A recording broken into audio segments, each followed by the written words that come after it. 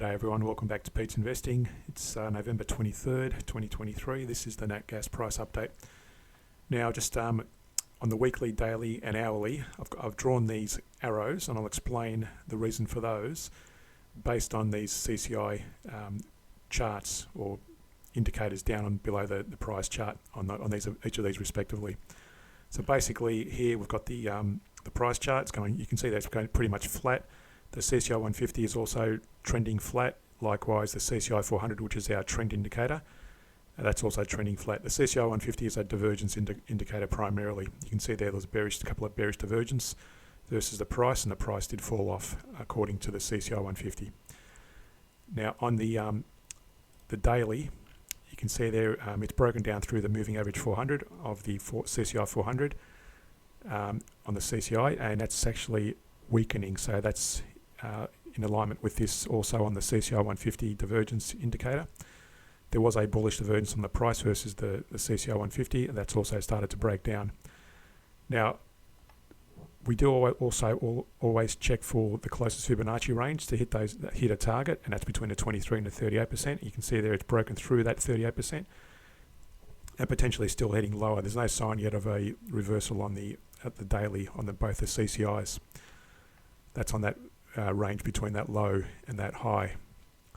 Now on the hourly, we did indicate there was a bullish divergence on the CCI 150 versus the price on our last video, and in our last video we also said the CCI 400 trend indicator was trending flat. Now since then it's broken up above its moving averages, so we're going to move that to point upwards, indicating a more bullish tone.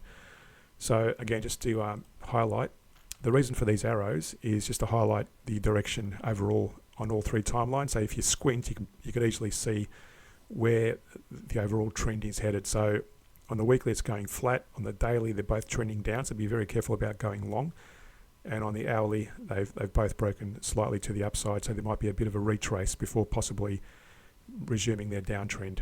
Now going back to the hourly again, I've drawn here a target, and that's between the 23 and the 38% level. So if I draw the Fibonacci range between that low, pick it to that high, you can see that it's between the 38. Actually, it's not right. It should be that should be down there, between the 23 and the 38% level, and that should be. Let me just draw that again. There you go. Between the 23 and the 38% level, and I've got a midpoint there at 30%. So if you want to place a target, that would be where ideally you want to place a short-term target.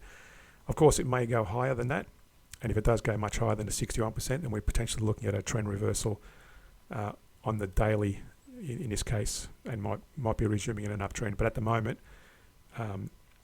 just be careful about going long until we see more of an upturn on the daily, especially. So the hourly is showing a bit of an uptick, and it's potentially, you could, if you want to trade it, you can trade it. I like using these divergences as potentially, if you are going short, for example, if you're going short, this is an area, if you see that, that's where you'll probably get out of the trade and take your profits. Alternatively, you can trade it and take small scalping opportunities.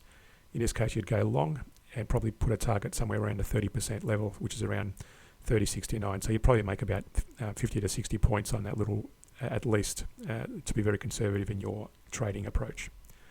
So again, it's just a couple of examples of how to trade using the divergence, and why I use the arrows in this case, just to really highlight the overall direction of all three timelines. So if you got value out of the video, hit that like and subscribe button, hit that notification bell. Thanks for watching, and see you in the next video.